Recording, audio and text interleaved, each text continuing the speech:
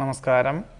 അത്തം നക്ഷത്ര ജനിച്ചവർക്ക് ദമ്പതികൾക്ക് ഒരുമിച്ച് താമസിക്കാൻ തക്കവണ്ണം ഉദ്യോഗമാറ്റം ഉണ്ടാകുവാനിടയുണ്ട്. അഥവാ കുടുംബാംഗങ്ങളോടൊപ്പം താമസിക്കാൻ തക്കവണ്ണമുള്ള പട്ടണത്തിലേക്ക് സ്ഥാനമാറ്റത്തിനും അവസരം ഉണ്ടാകും.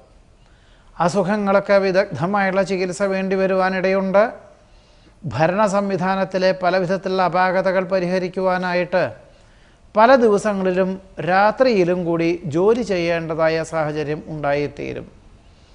പ്രലോഭനങ്ങൾ പലതും വന്നു ചേരുമെങ്കിലും അകപ്പെടാതെ സൂക്ഷിക്കേണ്ടതാണ്. നിശ്ചയിച്ചുറപ്പിച്ച കാര്യങ്ങൾക്ക് സ്വല്പം വ്യതിചലനം വന്നു ചേരുവാനിടയുണ്ട്. വ്യാപാര വിപണന വിതരണ മേഖലകളിൽ അനുകൂലമായ സാഹചര്യം വന്നു ചേരുമെങ്കിലും സാമ്പത്തികമായിട്ടുള്ള നേട്ടം കുറയുവാനാണ് സാധ്യത കാണുന്നത്. ഗഹനമായ വിഷയങ്ങൾ ലളിതമായി അവതരിപ്പിക്കുവാൻ സാധിക്കും. ശാസ്ത്ര പരീക്ഷണ നിരീക്ഷണങ്ങൾ, പരീക്ഷ, ഇൻ്റർവ്യൂ, സന്ധി സംഭാഷണം, ചർച്ചകൾ മുതലായവയിലൊക്കെ തന്നെ അനുകൂലമാകും വിധത്തിൽ അവതരിപ്പിക്കുവാൻ സാധിക്കും.